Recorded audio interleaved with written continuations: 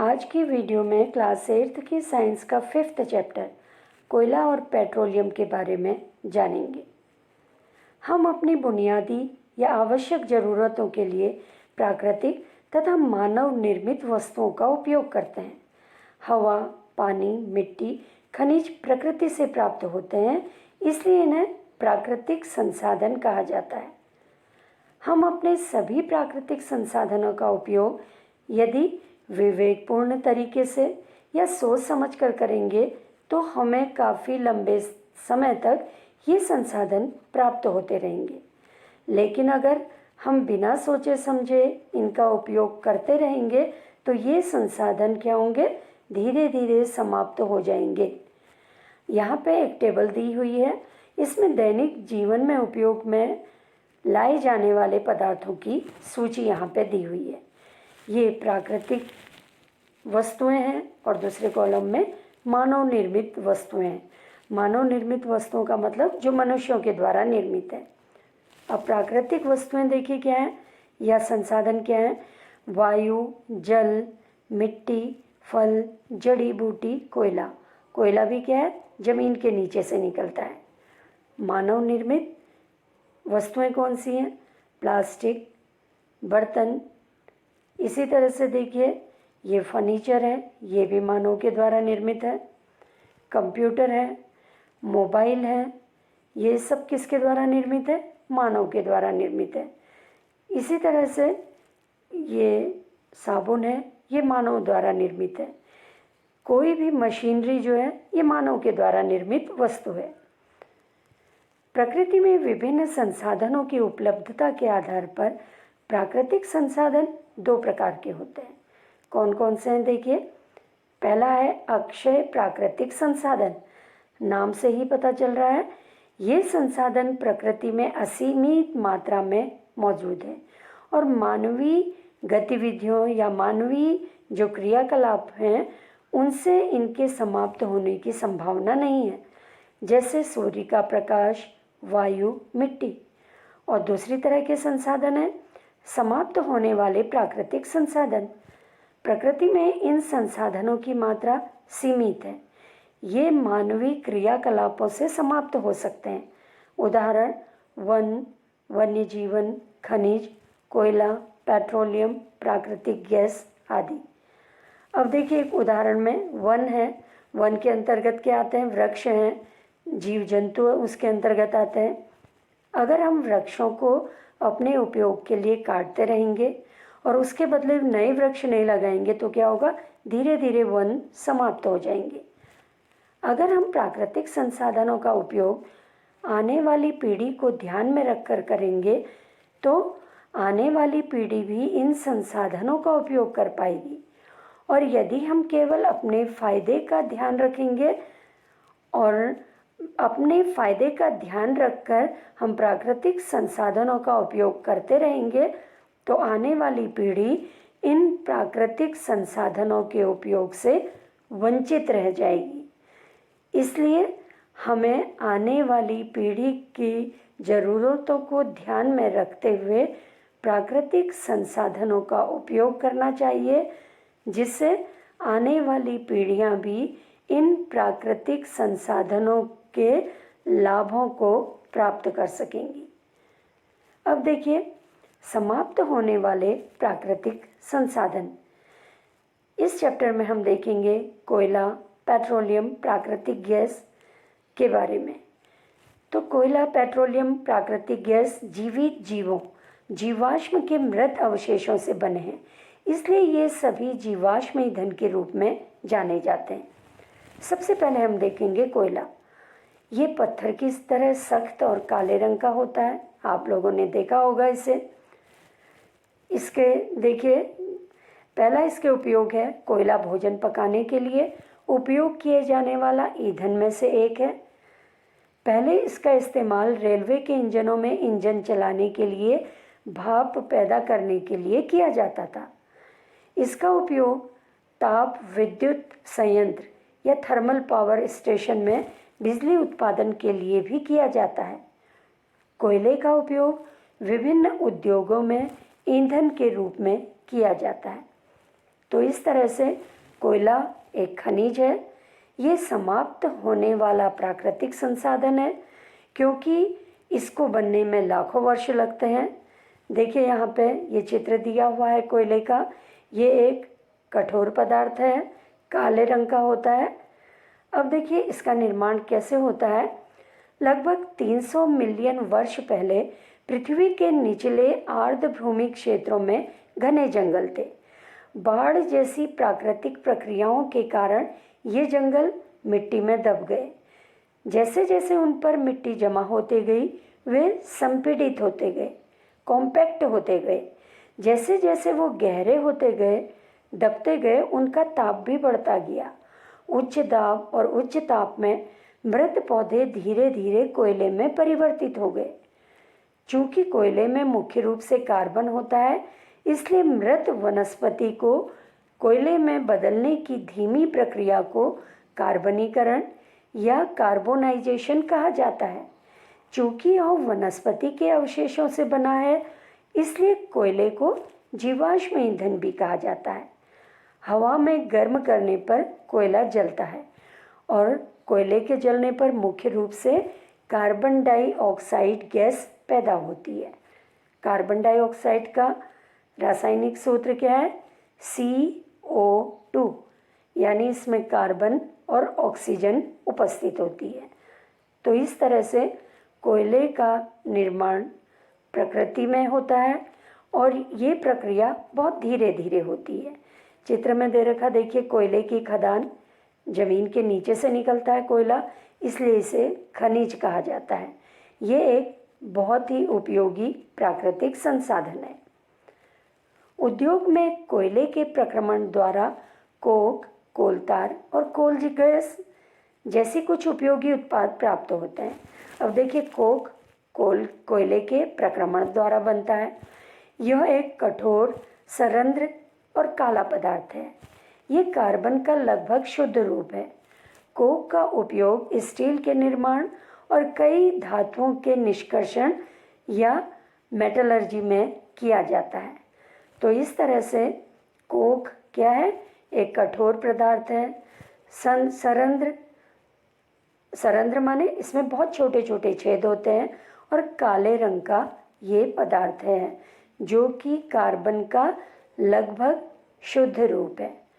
तो इस तरह से कोक, कोलतार और कोल गैस जैसे उपयोगी उत्पाद कोयले के प्रक्रमण के द्वारा प्राप्त होते हैं और इस तरह से कोक का उपयोग स्टील या इस्पात का जो औद्योगिक निर्माण हो रहा है उसमें किया जाता है और साथ ही कई धातुओं के निष्कर्षण में होता है। देखिए दूसरा है कोलतार। ये एक अप्रिय गंध वाला काला गाढ़ा तरल है। यह लगभग 200 पदार्थों का मिश्रण है। कोलतार से प्राप्त उत्पादों का उपयोग रोज़मर्रा की जिंदगी और उद्योग में उपयोग किए जाने वाले विभिन्न पदार्थों के औद्योगिक निर्माण तथा उद्योगों जैसे सिंथेटिक डाई, ड्रग्स, विस्फोटक, ईंट, प्लास्टिक, पेंट, फोटोग्राफिक सामग्री, छत के लिए सामग्री में किया जाता है। इसी तरह से कपड़ों में जो कीट लग जाता है, कपड़ों को ख़राब कर देता है वो कीड़ा, उसके लिए जो नेफ्थोलीन बॉल्स होती हैं वो भी कोलतार से ही प्राप्त होती हैं। इन दिनों कोलतार के स्थान पर पेट्रोलियम उत्पाद बिटुमेन का उपयोग सड़कों को बनाने के लिए किया जाता है। तो इस तरह से हमने देखा कोयले के प्रक्रमण के द्वारा जो कोलतार मिलता है वो क्या है? एक अप्रिय गंध वाला काले रंग का गाढ़ा तरल है। ये देखिए चित्र में दिख रहा है, आपने देखा होगा कोलतार। इससे पहले रोड बनाई जाती थी, अभी भी बहुत जगह रोड बनाने में, सड़कें बनाने में इसका उपयोग होता है। अब देखिए तीसरा जो कोयले के प्रक्रमण के द्वारा पदार्थ मिलता है क्या है? Coal gas. कोयले के प्रक्रमण द्वारा कोक प्राप्त करने के दौरान कोल गैस प्राप्त होती है। कोयला प्रक्रमण संयंत्रों के पास स्थित कई उद्योगों में इसका उपयोग ईंधन के रूप में किया जाता है। 1810 में लंदन में और न्यूयॉर्क में 1820 के आसपास पहली बार स्ट्रीट लाइटिंग के लिए कोल गैस का उपयोग किया जाता था। आजकल इसका उपयोग प्रकाश या रोशनी के बजाय ऊष्मा के स्रोत के रूप में किया जाता है। अब देखिए पेट्रोलियम। पेट्रोलियम भी एक खनिज है जो ज़मीन के नीचे से निकलता है। पेट्रोल का उपयोग मोटरसाइकिल, स्कूटर, कारों जैसे हल्के ऑटोमोबाइल में ईंधन के रूप में किया जाता है। पेट्रोलियम ज़मीन के नीचे से निकलता है जिसे कच्चा तेल भी कहा जाता है। ट्रक और ट्रैक्टर जैसे भारी मोटर वाहन डीजल से चलते हैं। तो डीजल और ये जो पेट्रोल है ये किससे प्राप्त होता है? पेट्रोलियम से। पेट्रोल और डीजल पेट्रोलियम नामक प्राकृतिक संसाधन से प्राप्त होते हैं। पेट्रोलियम शब्द की उत्पत्ति पेट्रा यानी चट्टान और ओलियम यानी तेल से हुई है। क्योंकि इसका खनन किया जाता है इसलिए ये खनिज पदार्थ है।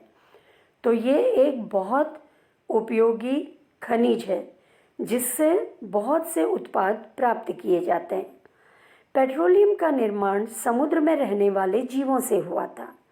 जैसे ही इन जीवों की मृत्यु हुई उनके शरीर समुद्र के तल में बस गए और रेत और मिट्टी की परतों से ढक गए।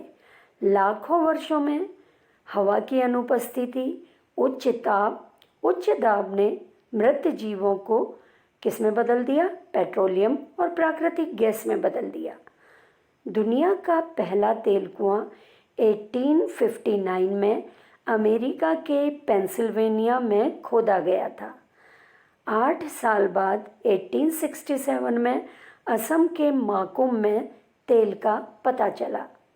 भारत में ये पेट्रोलियम असम, गुजरात, मुंबई हाई, गोदावरी और कृष्णा नदी घाटियों में पाया जाता है। पेट्रोल और डीजल हमें ज़मीन से इसी रूप में प्राप्त नहीं होता। हमें ये किस रूप में मिलता है? गाढ़े और गहरे रंग के पदार्थ के रूप में, जिसे क्या कहते हैं? पेट्रोलियम कहा जाता है। देखिए चित्र में दिख रहा है पेट्रोलियम और प्राकृतिक गैस के भंडार। पेट्रोलियम तेल और गैस की परत पानी के ऊपर होती है। क्यों होती है? क्योंकि ये पानी से हल्के होते हैं। देखिए चित्र में आपको दिख रहा होगा। देखिए चित्र में दिख रहा है नीचे चट्टान है, इसके ऊपर जल है, जल के ऊपर तेल की लेयर है, तेल यानी पेट्रोलियम की लेयर है, उसके ऊपर क्या है? गैस। ये जो गैस है और यहाँ पे क्या है? कुआं, इसको तेल का कुआं कहते हैं। पेट्रोलियम का शोधन। पेट्रोलियम एक अपरिगंध वाला गहरा तैलीय द्रव है। यह पेट्रोलियम गैस पेट्रोल, डीजल, स्नेहक तेल, पैराफिन, मोम आदि जैसे विभिन्न घटकों का मिश्रण है। पेट्रोलियम के विभिन्न घटकों या अंशों को अलग करने की प्रक्रिया को शोधन के रूप में जाना जाता है। यह एक पेट्रोलियम रिफाइनरी में किया जाता है। तो यानी देखिए पेट्रोलियम का जब शोधन होता है इससे क्या क्या चीज़ें निकलती हैं? पेट्रोलियम गैस, पेट्रोल, डीजल, स्नेहक तेल, पैराफिन, मोम जैसे पदार्थ इससे निकलते हैं। तो हम कह सकते हैं पेट्रोलियम इन सब पदार्थों का मिश्रण है। यहाँ पे दे रखा देखिए पेट्रोलियम रिफाइनरी, जहाँ पर पेट्रोलियम का शोधन होता है। शोधन का मतलब इससे पेट्रोल, डीजल या जो पेट्रोलियम गैस है या पैराफिन मोम है, ये अलग अलग टेम्परेचर पर प्राप्त होती हैं। पेट्रोलियम और प्राकृतिक गैस से अनेक उपयोगी पदार्थ प्राप्त होते हैं। इन्हें पेट्रोकेमिकल्स कहा जाता है। इनका उपयोग डिटर्जेंट, फाइबर, और फाइबर कौन से हैं? पॉलिस्टर, नायलॉन, एक्रिलिक आदि, पॉलीथीन और अन्य मानव निर्मित प्लास्टिक के निर्माण में किया जाता है। प्राकृतिक गैस से प्राप्त हाइड्रोजन गैस का उपयोग उर्वरक यूरिया के उत्पादन में किया जाता है। पेट्रोलियम को इसके अत्यधिक व्यावसायिक महत्व के कारण काला सोना भी कहा जाता है, क्योंकि पेट्रोलियम क्या हुआ, ज़मीन के नीचे से निकल रहा है, काले रंग का है इसलिए, और इसके बहुत उपयोग हैं इसलिए इसको काला सोना कहते हैं। अब यहाँ पे देखिए पेट्रोलियम से जो जो वस्तुएं मिल रही हैं या जो पेट्रोलियम के संघटक हैं और उसके क्या उपयोग हैं, एक टेबल दी हुई है। देखिए LPG ये हमें पेट्रोलियम से ही प्राप्त होती है, जिसका इस्तेमाल हम किचन में करते हैं, घरों में जो गैस जलाते हैं ये क्या है, LPG लिक्विफाइड पेट्रोलियम गैस। दूसरा है जो पेट्रोलियम से निकल रहा है पदार्थ क्या है, पेट्रोल। इसका उपयोग आप सब लोग जानते होंगे, मोटर, ईंधन, शुष्क धुलाई या ड्राई क्लीनिंग के लिए विलायक के रूप में पेट्रोल का इस्तेमाल होता है। मिट्टी का तेल, इसका इस्तेमाल किस में होता है, स्टोव में, लैंप में, जेट वायुयान के लिए ईंधन में मिट्टी के तेल का उपयोग होता है। डीजल का उपयोग भारी वाहन में और विद्युत जनित्र या जो जनरेटर होते हैं जिनसे बिजली बनती है उसमें डीजल का इस्तेमाल होता है। स्नेहक तेल, इसका इस्तेमाल स्नेहन में किया जाता है। आपने देखा होगा ये जब बाइक में, स्कूटर में पेट्रोल डाला जाता है तो उसमें स्नेहक तेल भी डाला जाता है जिससे ये गाड़ी स्मूथली चलते रहे। फिर है पैराफिन मोम, ये भी प्राप्त होता है पेट्रोलियम से ही। इससे क्या बनता है देखिए, मरहम, मोमबत्ती, वैसलीन जिसका इस्तेमाल हम जाड़ों में करते हैं वैसलीन का, ये भी मिलती है पैराफिन मोम से। बिटुमिन, ये इसका इस्तेमाल पेंट बनाने में और सड़क निर्माण में किया जाता है। देखिए अगला समाप्त होने वाला प्राकृतिक संसाधन है प्राकृतिक गैस।